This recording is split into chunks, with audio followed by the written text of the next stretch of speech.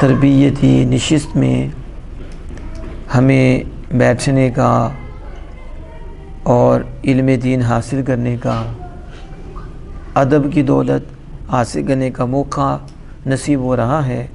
اللہ جل وعلا ایسے مواقع ہمیں بار بار عطا فرمائے اور ہمیں دل میں اتارنے کی بھی اور اپنے اوپر جاری کرنے کی بھی اور پھیلانے کی بھی توفیق عطا فرمائے۔ یہ بزم علم و ادب کی بزم ہے، اس میں مختلف جہات کو مد نظر رکھتے ہوئے اور مختلف پہلوؤں کو طلباء کی امت کی اصلاح کی کوشش ہوتی ہے۔ تو اللہ جل وعلا ہماری گفتگو میں نور پیدا فرمائے۔ یاد رکھیں، ادب کے بغیر کچھ نہیں، ادب کے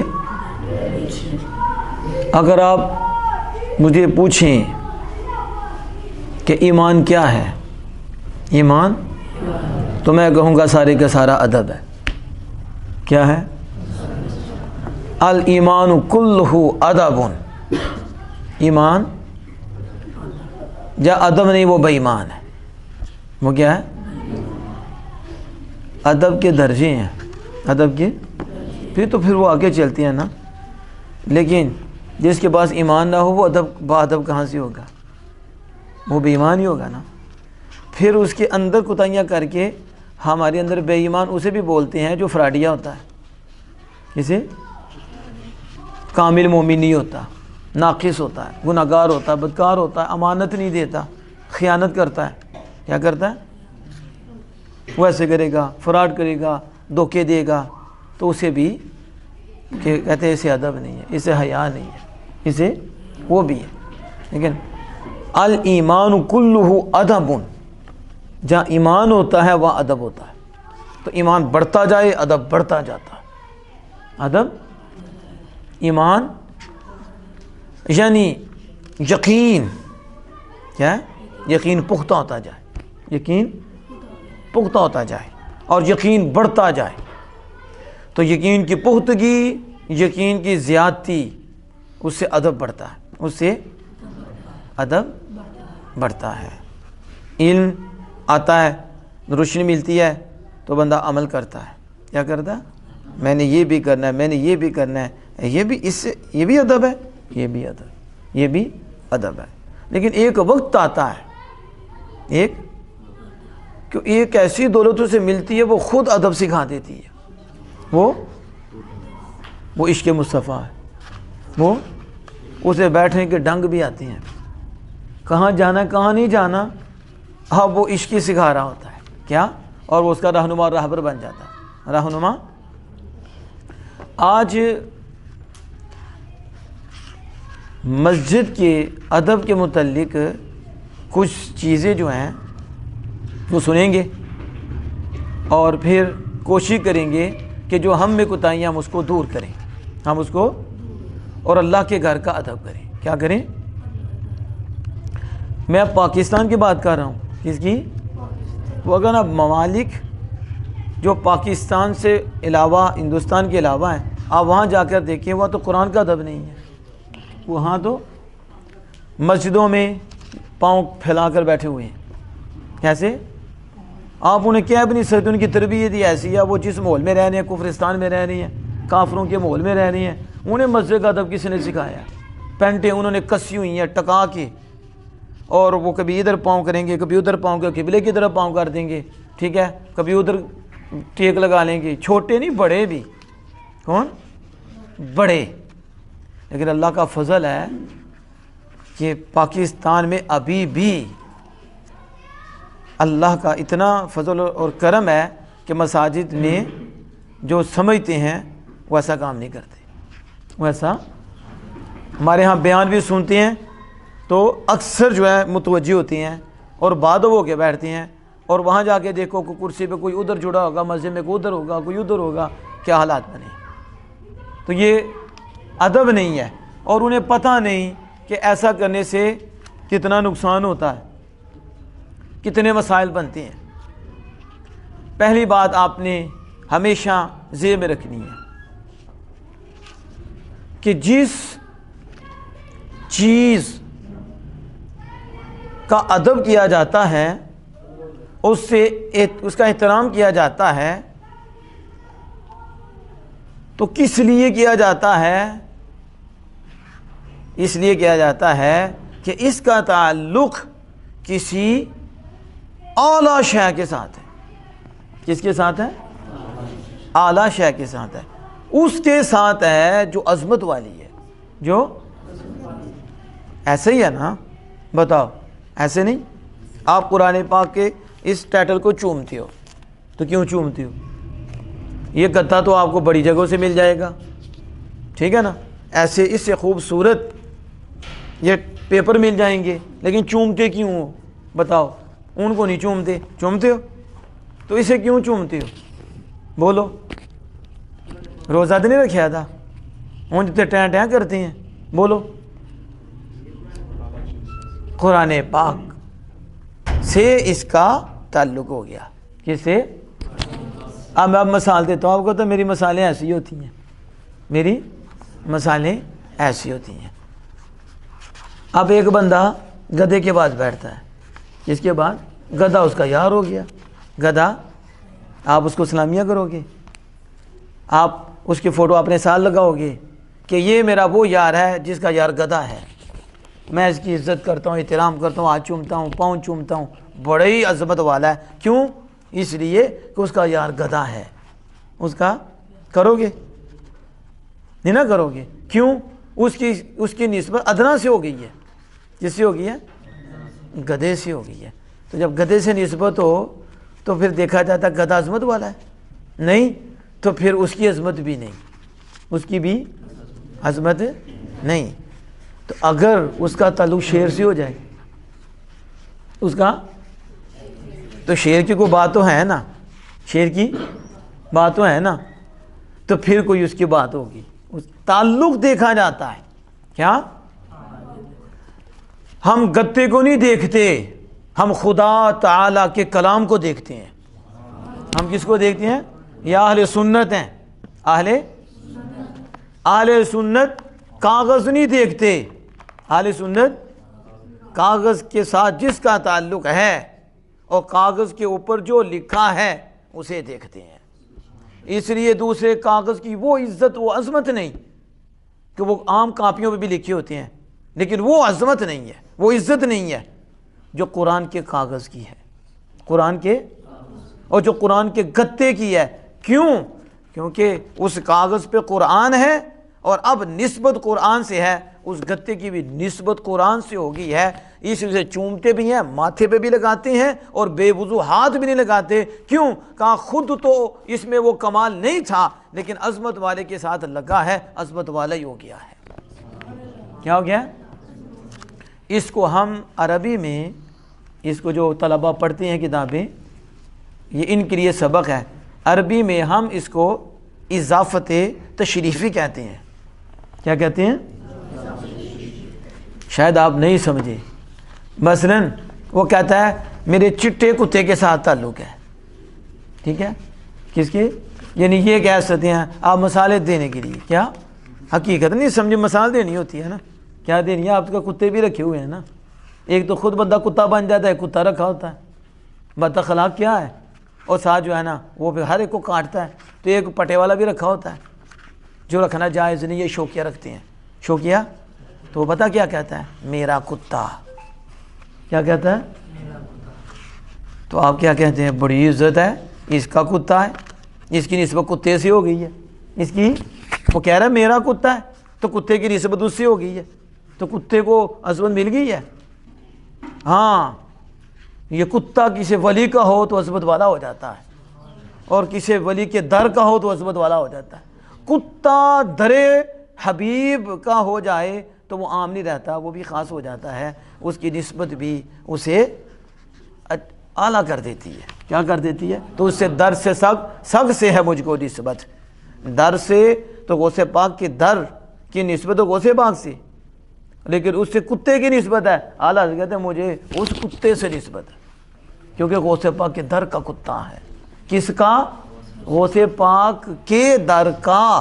یہ کا کی اگر غلط کے ساتھ لگ جائے تعارف دوسرا ہوگا، اچھے کے ساتھ لگ جائے آپ اگرچہ وہ نہیں ہے لیکن اچھوں کی وجہ سے اچھا ہی تعارف ہوگا۔ کیا ہوگا؟ تو کہ زید کا کتا، کس کا؟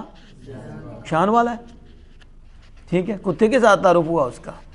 لیکن اگر کہا جائے غوث پاک کا تو بتاؤ، ہے تو نہیں ہے وہ، لیکن اس کے ساتھ نہیں، تشریف نہیں، کیونکہ وہ آپ جو زید ہے نا وہ عظمت والا نہیں ہے، وہ ادنا چیز عظمت والے سے لگ جائے تو وہ، تو اگر نیک اس کے ساتھ لگ جائے یعنی کتے کا غلام کیا ہو جائے تو بتاؤ اب تعارف کیسا ہے؟ سمجھ آئیے؟ کتے کا غلام، تو کتے کے غلام میں ضروری نہیں ہوتا کہ یہ 4 ٹانگوں والا کتا ہی ہو، سمجھ ہو؟